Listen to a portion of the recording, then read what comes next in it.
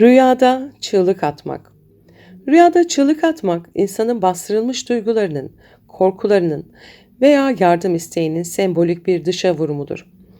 Bu rüya genellikle içsel sıkıntıların dışa vurulması, ruhsal boşalma, bastırılmış öfke ya da korkunun serbest bırakılması anlamına gelir. Aynı zamanda çığlık atmak duyulma isteğidir. Yani bilinçaltının beni fark et çağrısıdır. Rüyada çığlık atmanın genel anlamı bastırılmış duyguların dışa vurulması, yardım arayışı, duyulma isteği, içsel korkular ve endişeler, ruhsal boşalma ve arınma süreci, kimi zaman da uyanış ve farkındalık işaretidir. Çığlık, ruhun sessiz kalmayı reddedişidir. Rüyada sessizce çığlık atmak, yani sesinizin çıkmaması, en derin sembollerden biridir. Gerçek hayatta bastırılmış korkuların, ifade edilemeyen acıların veya susturulmuş duyguların göstergesidir. Bu rüya içinizde anlatamadığımız bir şey var der.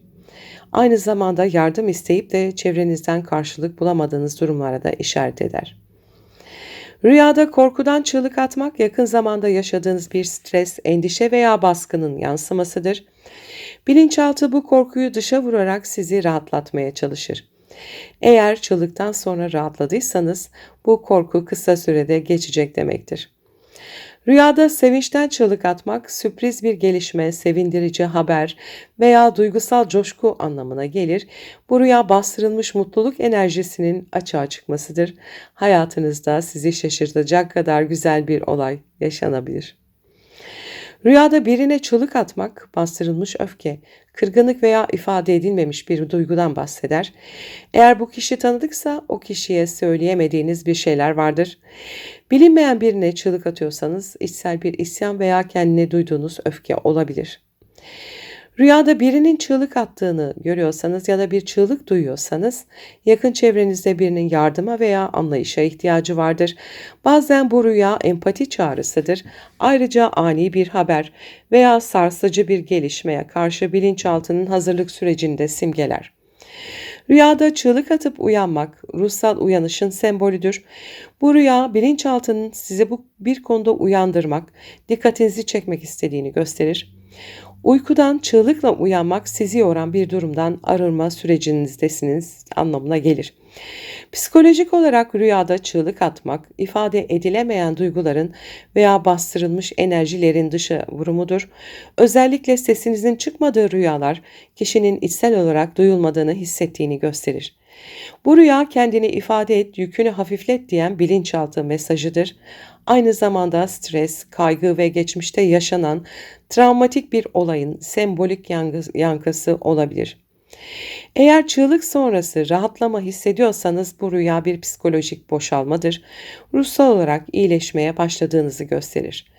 Psikolojik açıdan çığlık içsel zincirlerin kırılış anıdır.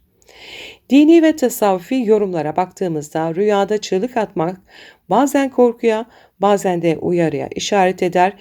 Kişi hatalı bir yola girmişse bu rüya ilahi bir ikazdır. Çığlık, feryat ya da haykırış bazen yaklaşan değişimin habercisidir.